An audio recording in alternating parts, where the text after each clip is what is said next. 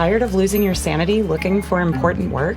Dropbox Dash finds what you need fast across all your work apps so you can focus on what matters. Dash means less time searching, more time creating. Learn more at dropbox.com/dash. This podcast is supported by Progressive, a leader in RV insurance. RVs are for sharing adventures with family, friends, and even your pets. So if you bring your cats and dogs along for the ride, you'll want Progressive RV insurance. They protect your cats and dogs like family by offering up to $1,000 in optional coverage for vet bills in case of an RV accident, making it a great companion for the responsible pet owner who loves to travel. See Progressive's other benefits and more when you quote RV insurance at Progressive.com today. Progressive Casualty Insurance Company and Affiliates. Pet injury is an additional coverage and subject to policy terms.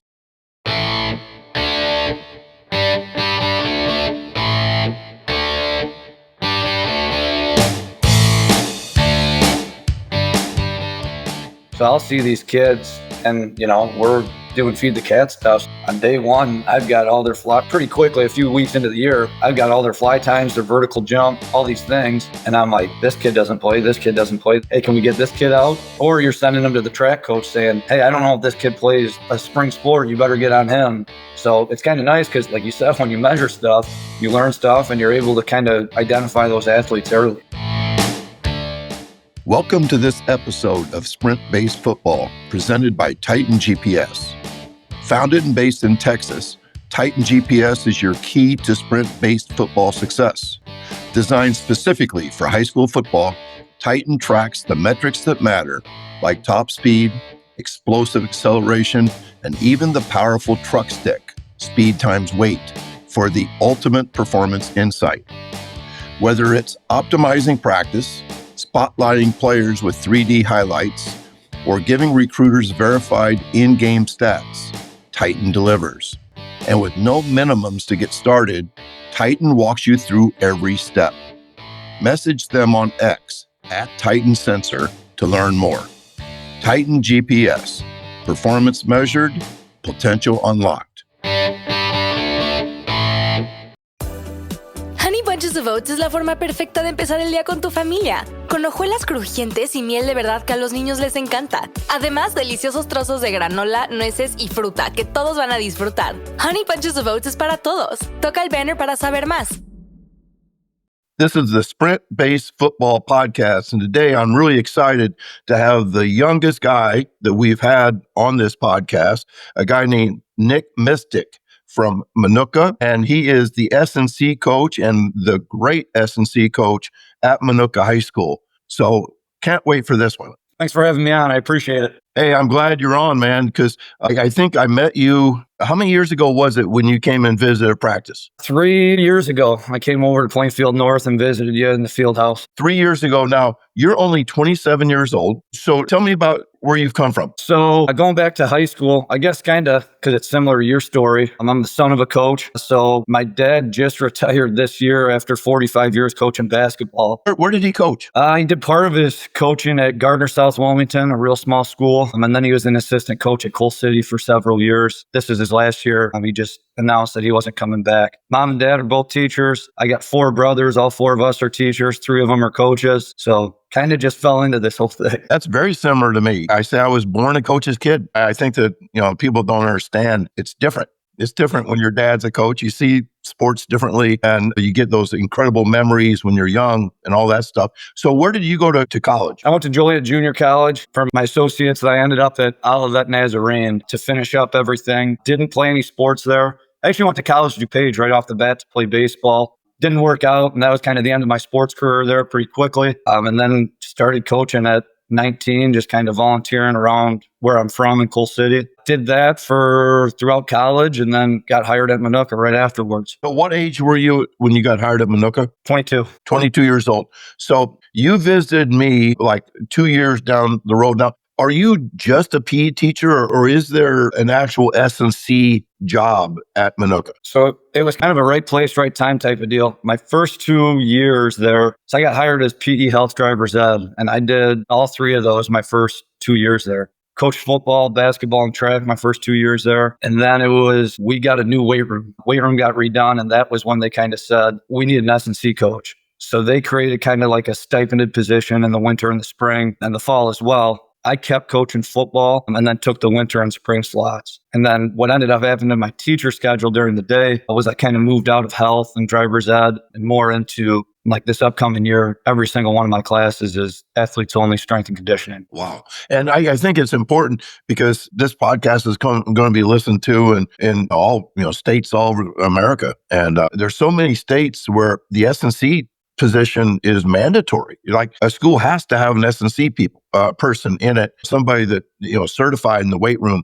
Whereas in Illinois, it's actually pretty rare, isn't it? Yeah, it's definitely come a long way. I feel like it's starting to become the norm. But yeah, there's states where it seems like every single school's got one, and then there's states where you can't even find one. I would say we're probably somewhere right in the middle. I could be wrong, but I know there are some states that are, like you said, everybody's got one. Yep. I think in most places I've been, I've never been at a school that had an S&C guy. Ever. The football coach ran the football weights, and the basketball coach, if they lifted, did the basketball weights and things like that. So am I right that you are throughout the entire athletic program, the S&C guy? Yeah. So whatever goes on, and it kind of helps that I'm teaching there as well, because just based on our student enrollment, it wouldn't be possible to get everybody in outside of school hours. I think the last time that we ran numbers, I think it was just over 750 athletes training with us pretty regularly, 2 to 3 and some up to 4 times a week if they're in the off season and their coaches want it. And so and we're very blessed that we've got nice facilities in 2 different campuses, so that helps out. But this past year, we were double booked. So 2 classes of about 30 kids, every single class period, every single day at both campuses. So we wouldn't be able to do it if it wasn't for our kids taking it during the school day. And for those people, Minooka is a school that at one time, I remember back when I was a basketball coach in the 80s, I actually spoke at a Minooka basketball camp, and it was a school of like 600 kids. Yeah. And now Minooka has really grown just like Plainfield has. You guys are 2,500 or so? Yeah, I think we flirt between like 2,750 and 3,000. I think 2 years ago we crossed 3,000 for the first time, but I think this upcoming year we're right around 2,800 or so. This is the Sprint-Based Football Podcast. So the theme of this podcast is how we take these new ideas that people like myself and Brad Dixon and Garrett Mueller, and I believe you just met those guys recently. 2 weekends ago. We put out a lot of content. We've had sprint-based football clinics. We write stuff. We do webinars, all those things. And it's really a different way to approach football. Can you tell me, does your staff consider themselves sprint-based football, or have they just generally adopted some of the things? I would say every year we're kind of adopting a little bit more and a little bit more and a little bit more. I would say if we're not a sprint-based football program, we're about as close as you can get. We RPR, we just decided this year we're not bringing the kids in on Saturdays, which we hadn't really done, to be honest with you, but kind of dabbling your foot in the water. If we won, we didn't bring them in on Saturdays. It was kind of what we were doing. And when you're winning between 6 and 8 games a year, most of the time we weren't bringing in the kids. But as we kind of sat down and talked as a staff, I think we actually pretty recently decided no Saturdays this year. But that being said, same thing, the coaches offensively and defensively, they just kind of find with how does it work with your families? Are we doing it online? Are we doing it on Zoom? A lot of times they'll still come in and meet as a staff, but it's more so, it's not Saturday at 8 a.m. It's, hey, my kid's got this, my kid's got this. All right, we're coming in on Sunday night, works best for everybody. All right, we're going to come in for a couple hours. So it's kind of what works best for the guys that are on our staff, I guess. Would you say that overall your football staff has adopted the idea that you cannot practice 4 hours a day, you cannot burn the steak on Monday and Tuesday and Wednesday and still be good on Friday? Are those things solid truisms right now at Minooka? I mean, don't get me wrong. Sometimes there's practices and things that might duration-wise seem like a little bit longer, but that's usually film and stuff like that. And even those days, I mean, looking back to what you probably remember, I don't think they're that ridiculous. We don't wear any pads on Monday. Tuesday, we're full pads. Wednesday, we're back to just helmet, shoulder pads. And then Thursday, helmets only. And then Friday, game day. Mondays, we're sprinting, no pads, no helmets, no nothing, timing sprints. Everybody's lifting during the school day, so we don't have to incorporate that into practice.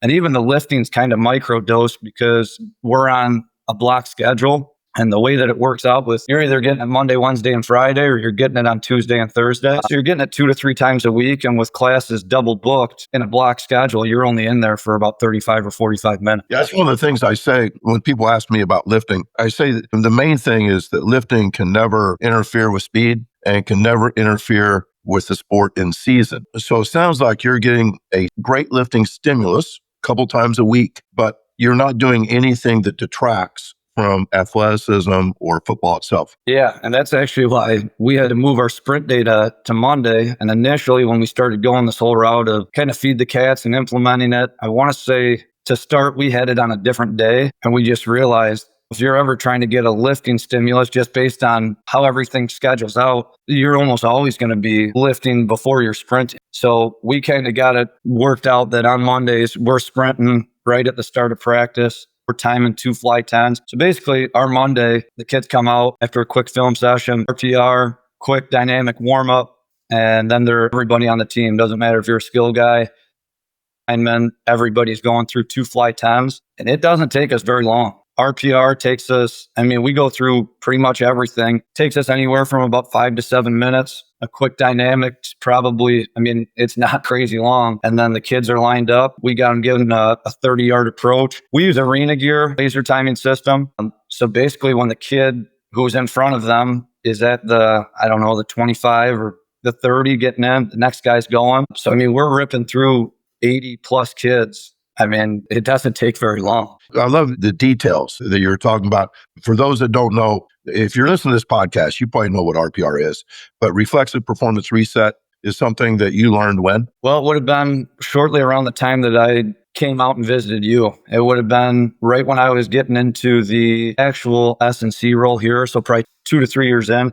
And I had known it because somebody on our football staff at the time had brought it to Minooka. So that was here before I ever brought that here. That was how I found out about it. I forgot all about this. You guys actually paid me $100 or something. It came out, yeah. I'm the one that taught your staff. I forgot. So yeah, RPR, one of the things that a lot of coaches that are kind of leaning into these ideas, they're like, if we sprinted our entire football team on Monday, we would have probably 3 or 4 hamstring injuries or something. Do our kids getting hurt right and left? No, knock on wood, we haven't had many issues with that. They were on break for a while. They would do something that would give them a sprint stimulus without going true max V. I think he said maybe chain resisted sprints or maybe a shorter accel. So anytime where I'm feeling like, I don't know if I want to sprint, but I don't know if I want to go true max V, I only do it 1 week and it will just test like a 5 into 10 yard fly or something like that. So a shorter acceleration just to kind of, and again, would we have any hamstring injuries if I went straight to a fly 10? Maybe not, but it's more so cover your own butt so you don't get in trouble there. S&C guy, I think like Zach and I think in that webinar we did for Les Bowman, we talked about that.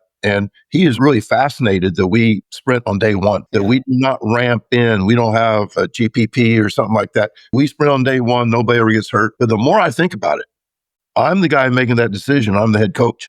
If a guy gets hurt, that's on me. Can't fire myself. You know what I mean? Whereas like he's working for this head baseball coach at TCU. And so he probably has to be more careful than I have to be. And you probably feel the same way. And so whether or not, I really think that kids can sprint on day one, but I think if I was in your position, I'd do the same thing.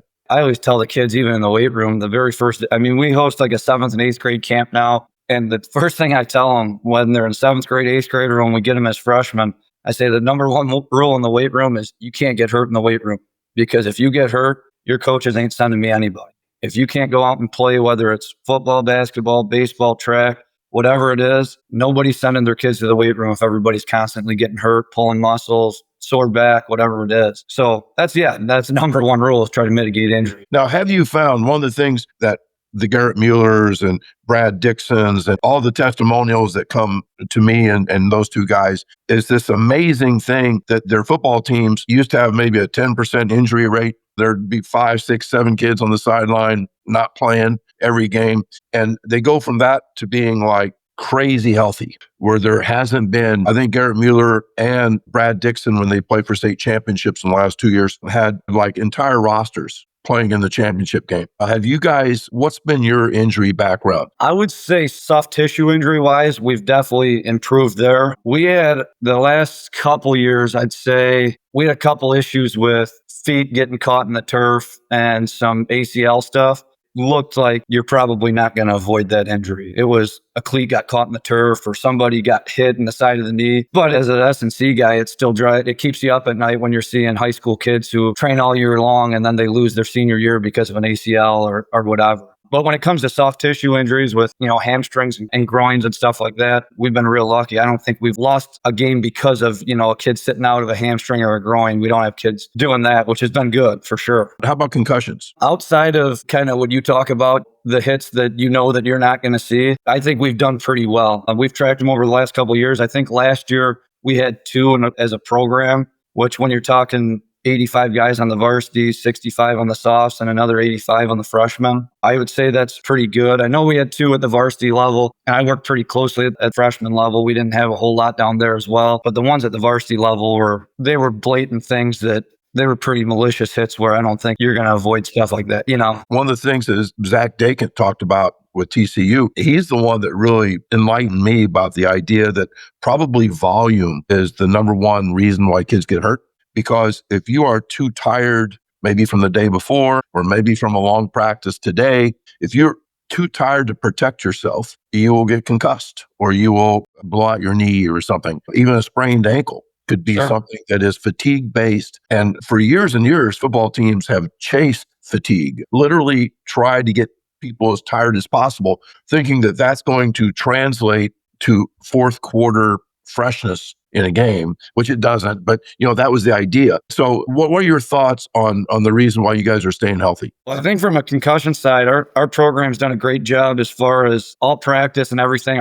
Every single one of our kids at the varsity level's got a guardian cap, which is definitely can't hurt. And we do the RPR before and we hit the concussion spot. Every single day we're hitting it. Throughout the 5-day week, we're RPR in all 5 days. So that I'm sure has an impact on it. And then also we at the varsity level, we get a lot of our kids in the Axiom helmets, which those ones have the flex all 4 ways.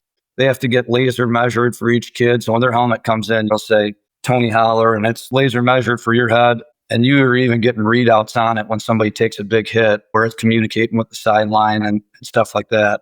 But again, I don't think you're going to take all the injuries out of sports, but I would definitely say that relative to what you would have seen, I don't know, maybe 10, 15 years ago, I would say our injuries across the board would be down. Now, don't get me wrong. Like I said, we've had a handful of kids these past couple of years with ACLs, and every single one of them's been on turf. So we and again, we had the luxury that a lot of them were videoed, so we could kind of go back and see what was going on in film and stuff. But in general, I would say we're staying pretty healthy. How do you establish buy-ins? And it has to happen no matter what you're trying to sell. But RPR is something that if kids are just kind of casually faking, applying pressure to the acupressure parts, it's not going to do anything.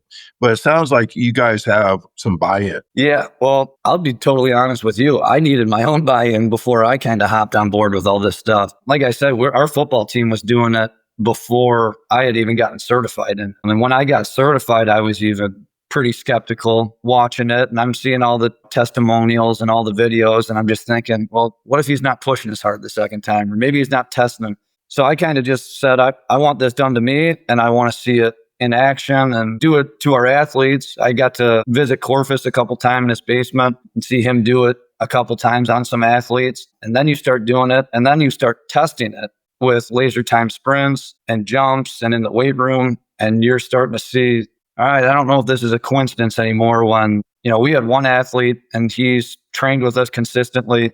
I posted some of his numbers. He's going to be our starting running back this year. He gained a whole bunch of weight, but was still pretty fast for relative to what he was. I think he came in running like 18 miles an hour and we got him close to 20. He was always flirting with it. And his 40 time was, I want to say, a 4.91 or a 4.89 was his best he'd ever had. But it wasn't uncommon for him to come in and open up with 5.04 and then a 4.97 and then maybe hit a 4.93 at the end. And he was consistent. He never missed. So we had 3 years of data on this kid. And we did some RPR stuff to him and some glute stuff and just kind of, all right, let's see what happens. Him and a handful of other kids, he dropped to like a 4.71 that day. And so in my head, I'm thinking, all right, well, because he's asking me, so do I have to do this every time? I don't know. Let's kind of see what happens. And now that we've tested time in and time out, he's like a 4.71, 4.75 all the time now. So I don't know if his brain just needed to feel that speed and accept that was his body was capable of doing that and it was safe for him to do that. After he got to that point, it's pretty common for him to be running in the 4.7s now. Yeah, the brain is a protective mother. Yeah. And if it doesn't feel safe, it's not going to let you let it rip. And every great athlete lets it rip. Now, how big of a kid is this? He's about 200 pounds. He sits anywhere from about 197 to 205. Pretty big kid. Strong too. 425 and benching 335. So kind of your typical kid that if I were to tell you those squat and bench numbers and that he's 205 pounds, you probably think he runs like a 5'2", 40.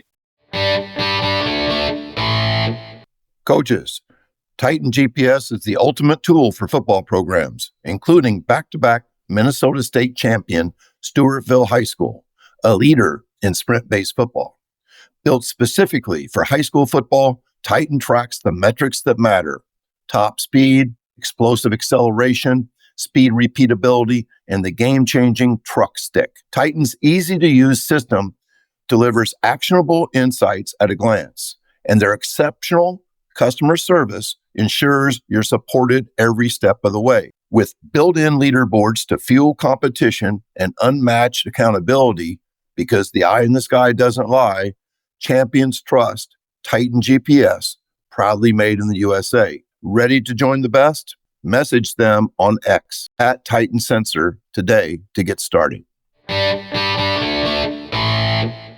Now, you mentioned Corfus Basement, maybe the most famous basement in the sports world. I think my first time in the Corfus Basement was in 2000. I think it was a week after I saw him speak at a clinic, and I probably spent 1,000 hours in his basement. And explain to people the Corfus Basement. It's unbelievable. And I went there with my brother, like I mentioned, is a coach. He had a kid in the playoffs that they needed to play in a game. And I said, if you're going over there, I knew his dad. I said, I want to go with because I want to watch this happen. And it was kind of funny because they were playing Montini the next day in a playoff game. So they're walking down in the basement, seeing all this Montini stuff everywhere.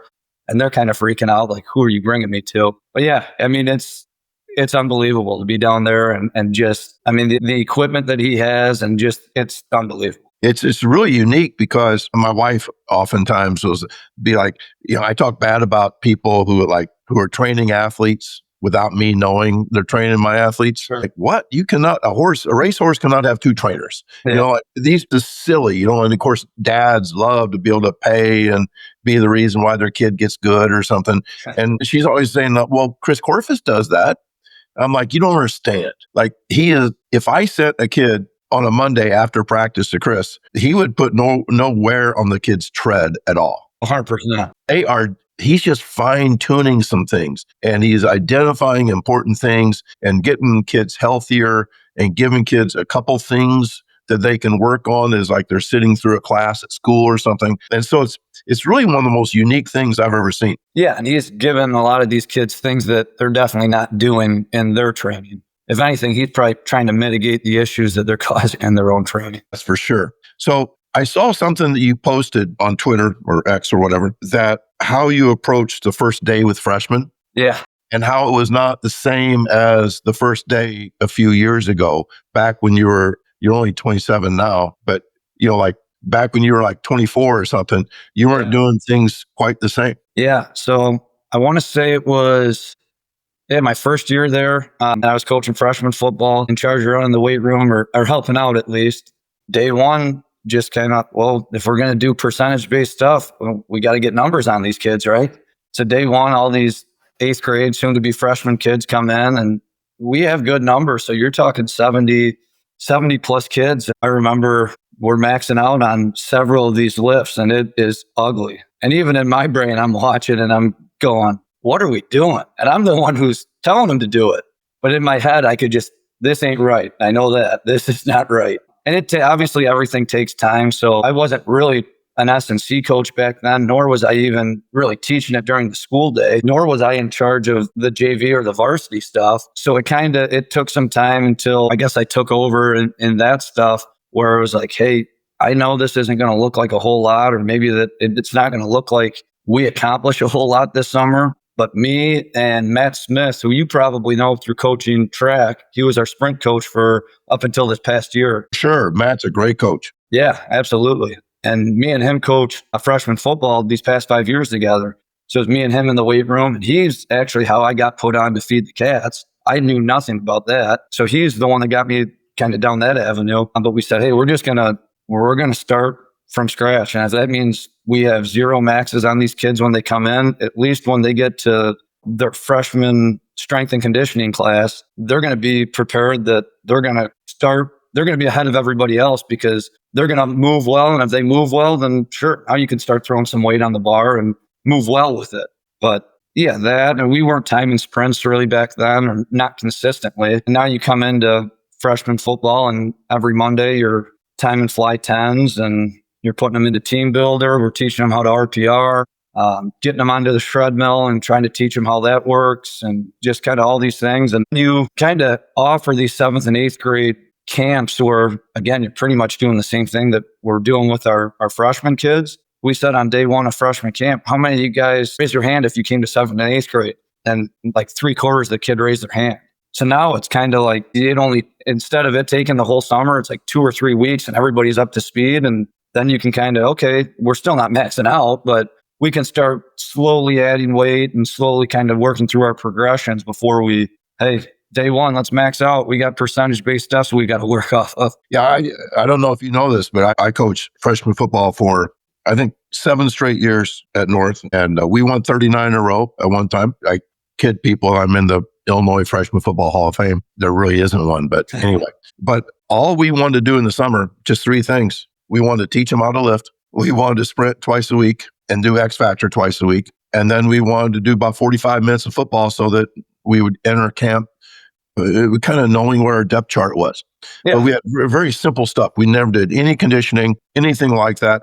And my assistants would say, Coach, if we don't start conditioning, we're going to get slaughtered in the second half. I said, hell, it's going to be a running clock in the second half. We're going to be so far ahead of everybody. And it kind of was. 86 points on Pekin one time in 4 10-minute quarters. So, we were a dynamic team. So anyway, but I wanted you to talk about Shredmill. Tell me about Shredmill. We just got this. It was at the very end of our football season this year. So we just got it in, I would say like the end of fall. So we weren't really using it. We were kind of just trying to figure out, how are we going to use this? I had visited some guys who'd had one. I had talked with Vogel over at Home with Flossmore. I knew he was kidding them. How many do they have? They've got 2 currently right now, but I think they're going to expand upon that. And I remember reaching out to Brad Dixon because he had already had one. I'd reached out to Dan Baker over at Seneca, and I actually went over to their school to kind of see it in action before we got ours. And after we got ours, I went down, I want to say in February, and visited Tony Villani while he was training guys for the NFL Combine. So that was pretty cool. A great experience because I thought I was going to walk in and kind of just sit in the corner with a notepad, and he was walking away from these NFL prospects and, hey, come over and check this out. This is what we do here. And so that was a great experience there. But yeah, now we're using it with as many kids as we can. We only have the one. So it's kind of just, how can we get guys on it? Is it always the very best way to do it? Probably not. But sometimes I say, varsity guys, you get to get on it first because we want you to do it when you're fresh. And freshmen, you might have to hop on it later. And it is what it is. But you don't need big doses of it though, right? No, they're at least the way that we use it. You can change different things. You can go in yardage. You can go for different times. We go in 5-second bursts, which is a great sell to your football coaches when you're talking about specificity to the sport and, work to rest ratios and stuff like that. So it's a 5-second rep, and we like it because we're able to do, record, rank, and publish with it because it reads out their miles per hour, and then we'll just have them log it in so we can run reports on, when you're in this incline and this resistance and all that stuff, this is your best mile per hour. We keep it pretty simple, to be honest. We do the typical Gear 2 resistance 8, which is more of like a acceleration mechanics. I would say the best way to mimic it would be like if you were pushing a prowler, similar to that. They always say it's about if you're a 20 mile an hour kid, you should be about 50 to 60% of that. So you should be running about 10 to 12 miles an hour on it. But you're mimicking those angles even where the way that the angle of it's set up, you're looking like acceleration mechanics. And then we do gear 3, a resistance 4.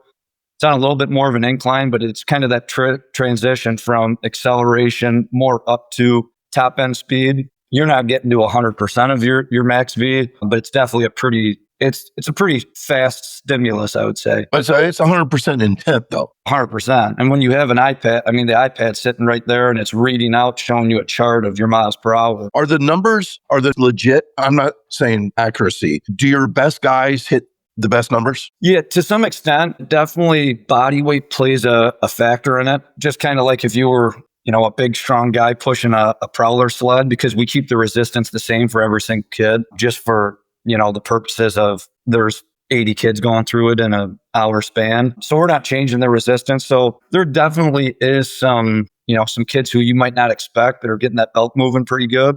But top to bottom, I mean, yeah, there's kids that are good on that, are typically pretty good on the ground. What I always tell the kids, because sometimes they'll get upset, because you have to alter the belt every now and again. And they claim as the belt gets older and gets wrinkles in it, you can get different times. And so we've had some kids that I times down and this, and this. And I always tell them, hey, this is all a stimulus to get your fly tons up. So how's your fly tons doing? Well, I PR'd it every time I've done it. So what do you care if your Shredmill's down a little bit this week? It might be the moisture in the room in between the belt and the board, So I'm not so worried about their Shredmill times as I am about the stimulus of getting that in. Very similar to the rest of the weight room. Yeah. Yeah. When we get into the in-season, don't get me wrong, we'll have some heavy lifting days, obviously very, very, very low volume on those things. But as an athlete and yourself as an athlete, like, what would you rather do? Come in and do 3 sets of 20 or do 3 sets of 1? I mean, I think, no, I'm not doing 3 sets of 1 maxing out at 100% intensity, but it's kind of a way to kind of get that strength stimulus while still kind of keeping guys fresh. But I'm not measuring strength in season saying, hey, Johnny squats down, he can't play this week. We look at vertical jump, we look at fly 10 times, and then body weight. We run that report every week. We get body weight and fly 10 on Monday, so we can kind of get an idea, number one, more of a nutrition side. Are the kids taking care of themselves from a nutrition side with the body weight? And then fly 10, what did these kids do over the weekend? Are they recovered from Friday? And then we get our vertical jump, depending on when they have class, we get that on Thursday or Friday. And that's more so our indication of, did we ruin them during the week? So if we have a vertical jump that's real bad, that's kind of an indication we screwed something up at practice. And if they have a real bad fly 10 time, they probably screwed something up over the weekend, or they had a tough game on Friday and they're still not recovered by Monday. I love that. And that, when you start measuring stuff, I say when you time stuff, you learn stuff, but when you start measuring stuff, you learn stuff. And I love the fact that you said when the vertical jump was down, that instead of like, what's wrong with that kid? It's like you're looking yourself in the mirror. You're like, what did we do? Was it dosage? Is this a problem with many of our athletes, or is it just this one kid? So I love that. How much is the Shredmill? How much did it cost you guys? I want to say when we got in on it was 11,900 is a number that sticks in my head. I think it was right around 11 or 12 grand. And for people that don't know, Tony Villani is one of the greatest guys in the world.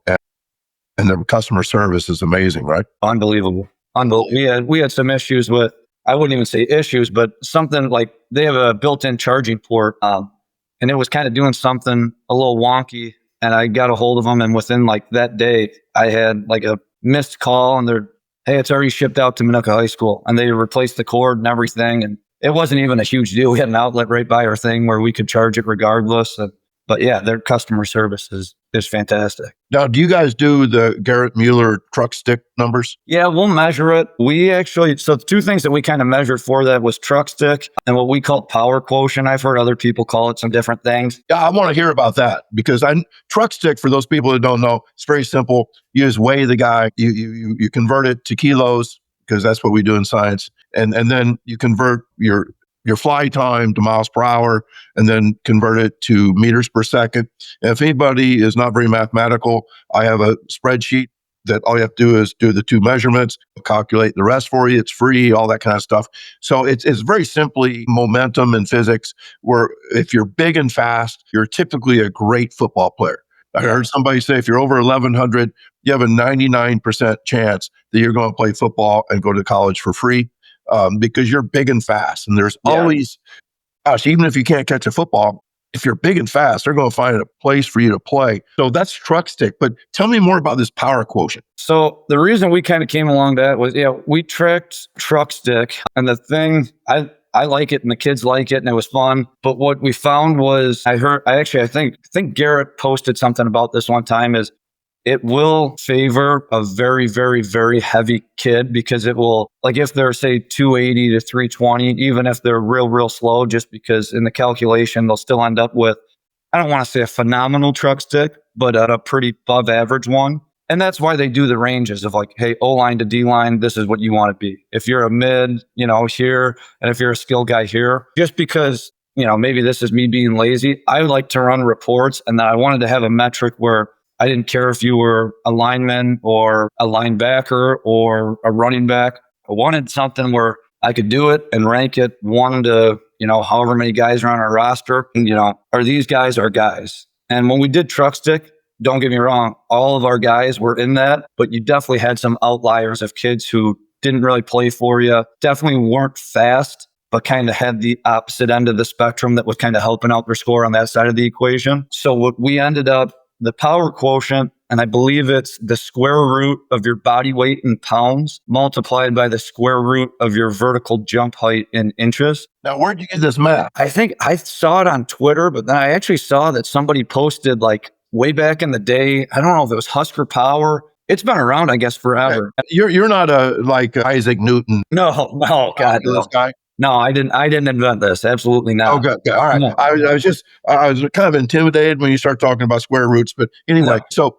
explain again, square root of body weight. I believe it's the square root of your body weight in pounds multiplied by the square root of your vertical jump height in inches. And so basically it's big explosive guys are going to do very well on it. So when we ran that report, we basically found that not only were, like for us, like if you're above, this is our population. I don't know if, other schools bigger than us or smaller than us or more athletic than us, less athletic than us.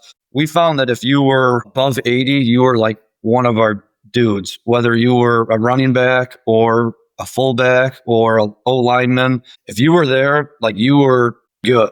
Basically, a lot of your top dudes were all above 70. And obviously, the higher you get. Probably even basketball players, I'm thinking. Yeah. I'm sure they would be. And when we were on the report, we kind of went, I think I ran it this year and tried to look at some of the baseball guys, because I would assume, because I talked to the coach and I said, my assumption would be that there was very few outliers. Like when we took our top 15 list, I think there was like one kid who didn't really play for us a whole lot. And my thought is that, like you said, even if you can't catch, if you're big and explosive, you can probably find a spot for a kid. Whereas if you can't dribble and shoot and you're big and explosive, you still might not be very good at basketball. Or if you're big and explosive, but you can't hit a baseball or field a ground ball, you're probably still not very good at baseball. So I would assume that it probably has less direct carryover to other sports that are probably more refined skills. But in football, it was almost a 1-to-1. And there's a coach in Dixon, Illinois that got a hold of me, and they played in the quarterfinals this year. And he sent me like 4 months afterwards. I think he reached out to me in the spring or the summer. And then during his playoff run, he reached out to me and said, hey, just so you know, here's all my numbers. And it was his list. And he went down, he's like, that's our all-state running back. That's this kid. This kid's all conferences. I was like, all right. He asked, have you done it for other sports? And at that time I had. But we've found a pretty direct correlation. And it kind of helps too with the kind of the diamonds in the rough where maybe they were small and undersized as a freshman. And you kind of never got over the fact that you never thought that they were any good. And then you start seeing some of these numbers. And I remember we had a kid last year that he was an offensive or defensive lineman. He was a defensive lineman. His numbers were off the chart. And we're looking at it, we're like, this kid doesn't play a lick for us. So we asked some of the starting offensive linemen who went against him on scout team, like, hey, how is this kid? You'd never believe it. If he gets his hands on you, he's good. You can't move him, coach. Like, oh, yeah, maybe we're missing something here. Hey, when you start measuring stuff, you start learning stuff. Yeah. Going back to my experience of kind of being at least a third of my summer as a freshman football coach was really being a track coach.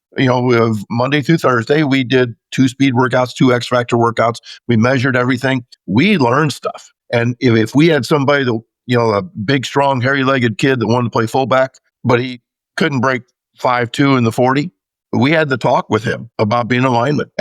And I think you just learn stuff, and it's also interesting. I've thought about this a lot, that in football, you either have to be big and fast, big and skilled, or skilled. I'm like, the point being, I'm getting around to it eventually here. The point being is that there are unskilled kids in football because their size, their speed, and their explosiveness and their aggressiveness, they can play. Whereas, you wouldn't throw them a pass. You throw a ball to some of the guys that are studs for us and it hit them in the face mask probably, but they're big and they're explosive and they're fast and they probably couldn't play in basketball or some of those other sports where you need skills, hand-eye coordination and more skills like that. But yeah, when you're big, football rewards, people like that, which is great, because you get a whole bunch of kids involved. Now, you get to the NFL, and every one of those offensive and defensive linemen threw the shot and discus. They started on the basketball team. They're state champion wrestlers. Let's just say they're pretty darn skilled. Yeah. But in high school, a lot of times those big kids, they don't play baseball. They don't play those other sports. Yeah, absolutely. Now, I was just thinking, and you've had 5 years, but really it's more like 3 years of S&C, right? Yeah, 3 years is when we started up the S&C program. I mean, there were definitely people were lifting weights before we did anything. But as far as like getting a stipended S&C position, redoing our weight room and kind of revamping everything, that was 3 years ago. I'm just thinking that in those 3 years, you had the audacity to come and observe the Feed the Cats sprint program at Plainfield North. Yeah. You had me come down and talk to your football coaches about RPR. You've spent time in the Corfus basement. You have gone down to Florida, to Fort Lauderdale. Yeah, Fort Lauderdale.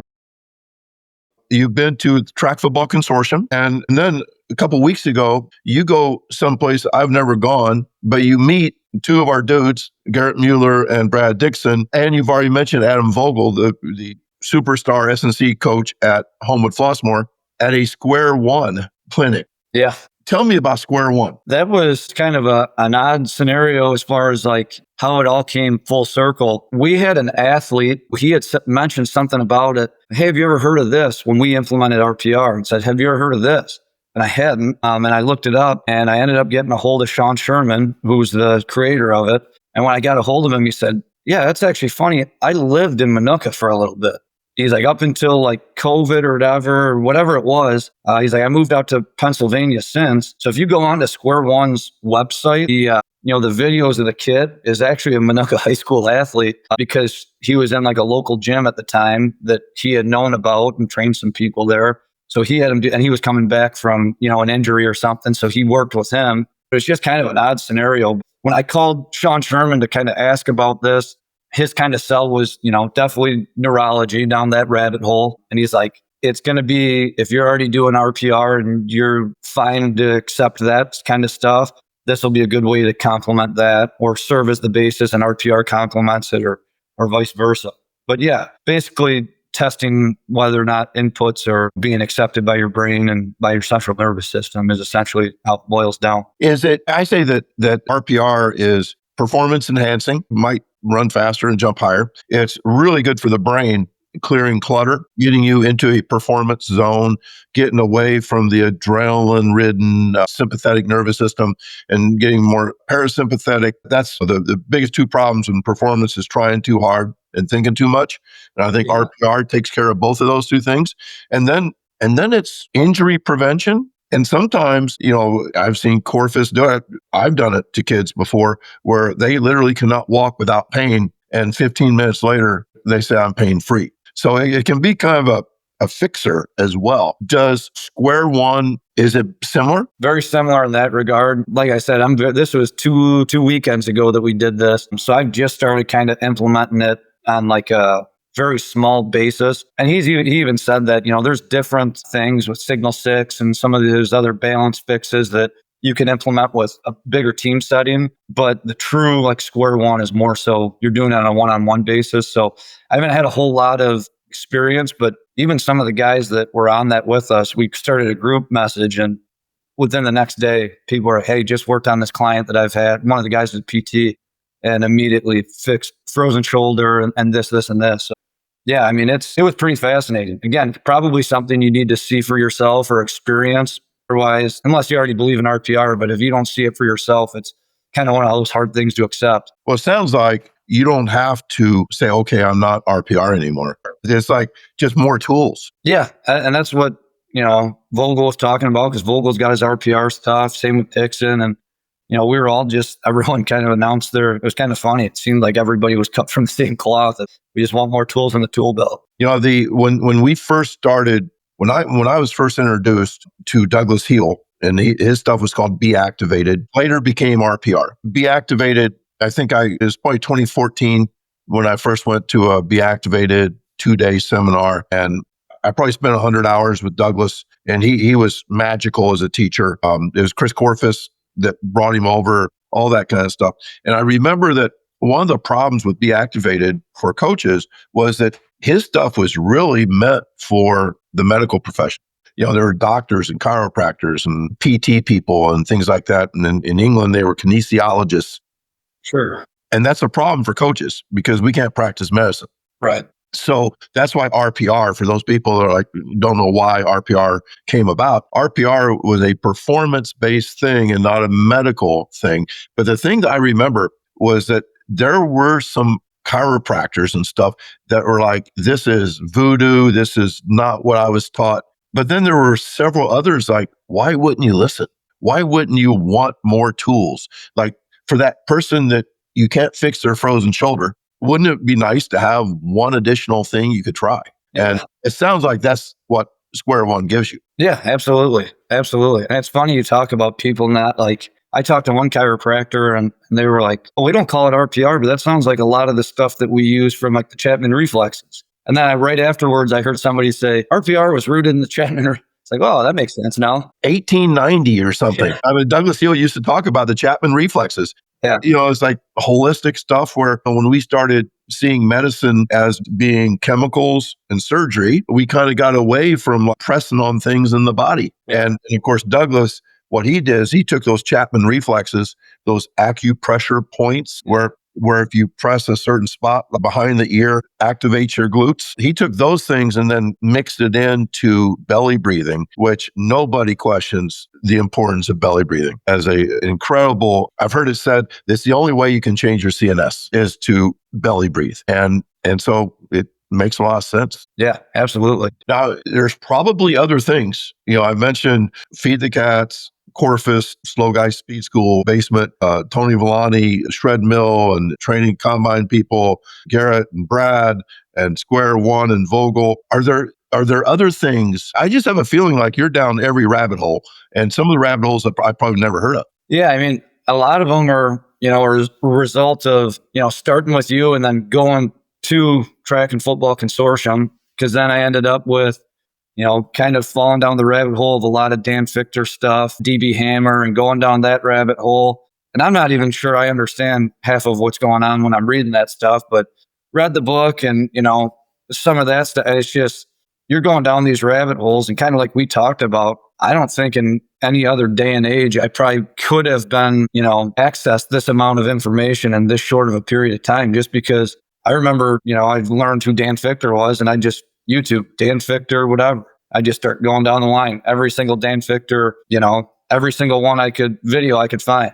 And then I came across Brian Kula, every single video I could find. And on my ride into school and home from school, and, Cal Dietz and this, and I would just, until I ran out of videos that I couldn't find anything I hadn't seen yet. I don't think in any other day and age, I probably could have done that, Yeah. And I've thought myself as a content creator, of course, I've learned more in the last 10 years I learned in my first 56 years of life, because I've gotten around this network of superstars, and you just named so many of them. But I've often told people that before things like Twitter and, like websites and blogs and things like that, somebody that had ideas could not publish stuff. and now they can, which is really exciting. You brought up Cal. It's hard to not ask, have you messed around with triphasic? Have you done the goat drill? Yeah, so I actually, as far as triphasic goes, we'll typically use it with our off-season athletes. We messed around with it with football specifically just because we have such a high consistency of showing up with that group of kids that if I was going to test it on kids, I wanted to have a consistent group to kind of see how it works. We used it as an off-season model just because I knew it was going to be a hard sell. If you're an in-season kid and asking kids to do heavy eccentric work, I knew that was going to be, because he talks about it, that's the whole point of the eccentric block is, remodel tissue, and you're going to be sore from that. And then obviously into the iso block, that wouldn't be a hard sell, and the concentric block's not a hard sell either. But yeah, we've used that in the off season the past several years, and it's been good. We've utilized the goat drill. That's something I want to implement more across the board. Again, it was kind of something that I wanted to know more about before I implemented it. So actually this past spring, I read the actual Infinity Walks book. Yeah, I got it I reached out to Dan Victor because there's actually a couple different books with the title, or at least a couple different models. So I got his number from you. I think I reached out to you this spring or winter. I got his number from you, reached out to him, and yeah, he told me what book to get. And I think I read it over spring break, but it was amazing to kind of see the science behind, why that works, or, why at least they think it works. And again, now that I kind of know that, now I would like to implement it kind of across the board a little bit more, or at least a little bit more frequently. Yeah. So the people that maybe have never heard of the goat drill or the infinity walks, but basically you're doing like an infinity shape path with your eyes on one target. Yeah. Fixed object. Yep. Fixed object. And you are sometimes doing things like circling your body with a ball or something. Yeah. And Cal Dietz definitely with the goat drill kind of put it on steroids because he's got, the ball going around, and he even added like a third. So it's almost like a triangle of weaving through everything. I think he said, he'd say like start at 100 and subtract from 3 all the way down. So just adding a whole bunch of these inputs in. So, you're multitasking on top of, keeping a steady gaze at a fixed object as your shoulders are turning. So you're gazing this way and your eyes are tracking different ways. And yeah, it was bizarre to read about. And again, I'm still not so sure I understand it, but I wanted to at least learn a little bit about it before I kind of started using it. Yeah, and I love it. When I showed my team this year the goat drill and stuff, I said, I had a guy do it, and I said, did that like drain like 50% of your batteries by doing that? They go, no, it was like nothing. I'm like, how cool is it to have a warm-up tool that may potentiate performance that really doesn't subtract anything? It doesn't make you tired or anything like that. And I wonder, I've read where it like connects the left and right hemisphere. I discuss stuff like that for sure. It sounds like be a really good thing to do, like before you take a chemistry test or something. I would think so. I messed around with it a lot on my own, just like kind of doing it and just seeing how I feel. And same thing. Yeah. I just felt a clear mind afterwards, I guess would be the best way to kind of describe it. Relaxed and a clear mind, I guess would be probably the most accurate way I could describe it. And so you combine that with RPR and with a stimulus of lifting, not crushing them in the weight room, a stimulus, microdose sprinting consistently. You lower the volumes of practice so you're not burning the steak every day. And you stop doing conditioning that ruins the next day. It's kind of amazing when all those things get added together, you might start winning a bunch of games. Yeah, and you start attracting some of the better athletes that want to start looking like and performing like the athletes that are, training there. So some of our data that I look at, and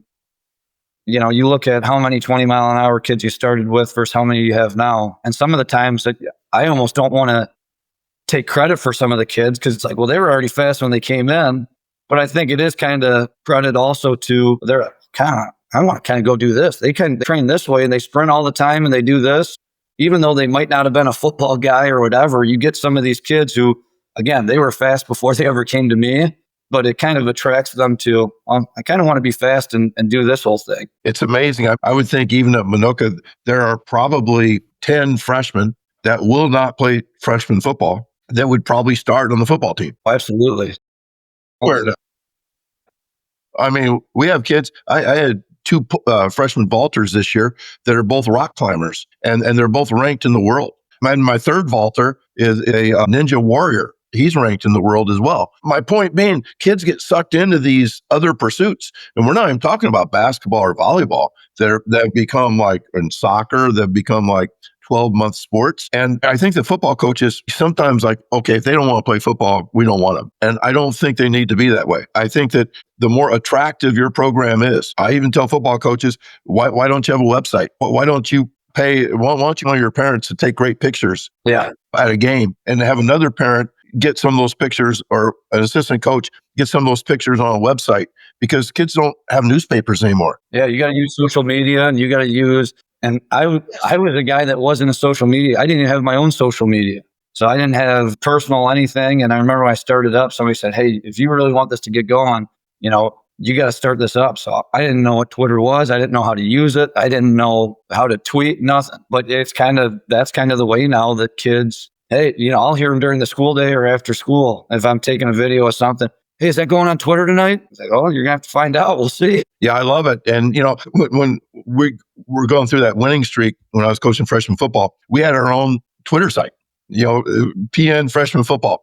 And the only people that would look were parents, but we had good pictures because we had one of the parents taking good pictures, and they would send me the best 50. So I didn't have to do all the picture work. And, we would just talk about the win, and the 2 touchdown passes, blah, blah, blah. And one of the things that the head football coach, when he moved me to the sophomore level as an assistant after we'd won 39 in a row, he told the next freshman football coach, said, hey, we don't want to over promote freshman football.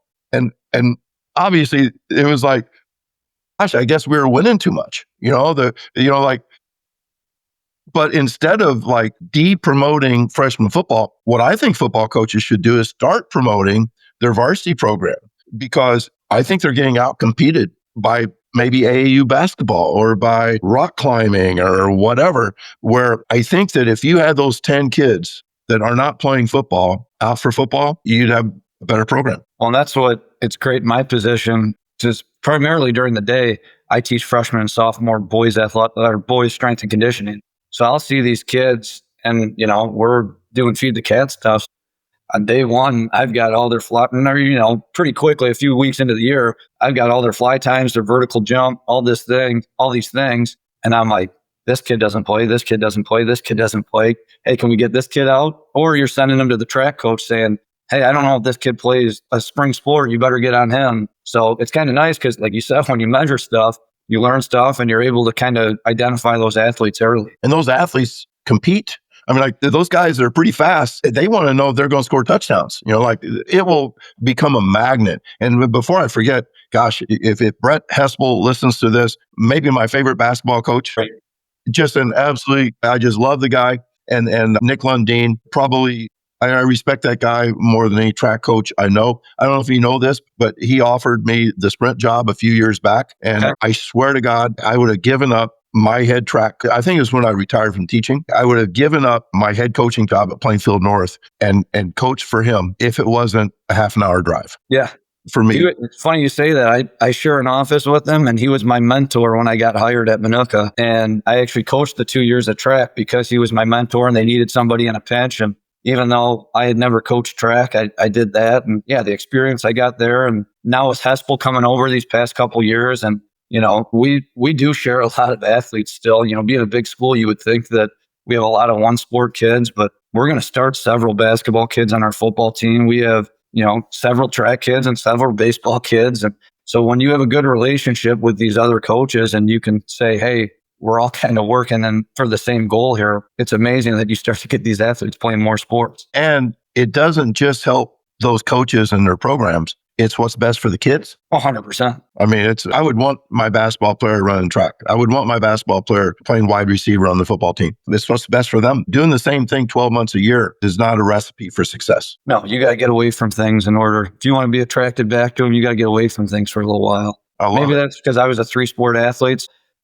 You would think out of all people that being a strength coach, I'd be the one telling kids, hey, you should give up this sport and live in the weight room for the next year. But we had a kid that, a couple of years ago, he was deadlifting 585 plus pounds, pushing 315 plus. And he goes, hey, I was thinking of, throwing for the track team as a junior going into a senior year of football. Do you think I should maybe not do that so I can lift instead? Dude, you're deadlifting almost 600 pounds and you're benching 350. What more do we need to do with you?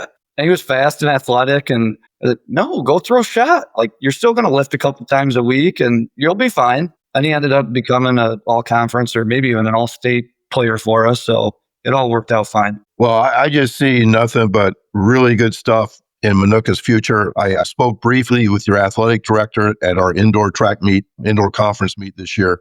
And I told him that if they need to double the salary of Nick Micetich to keep him, they better do it because you are the most important hire that they have done in the last 20 years because of your impact on all the kids and all the programs. And gosh, I just can't wait to see what you learn in the next 20 years. I really appreciate that, Coach. Yeah, good luck to you, man. This has been a great podcast, and we will talk again soon. I appreciate it. Have a good rest of your night. Thank you again for listening to the Sprint-based football series on the Coach and Coordinator podcast. Be sure to check out our presenting sponsor, Titan GPS. It's used by Sprint-based football coaches to get better data and understand the player load and how they can adjust that over the course of the season. It'll help you find out a lot about your team. It's used by Garrett Muller, who's a two-time state champion at Stewartville High School in Minnesota. He uses it for all kinds of things, like seeing how his team's speed is progressing over the course of the season.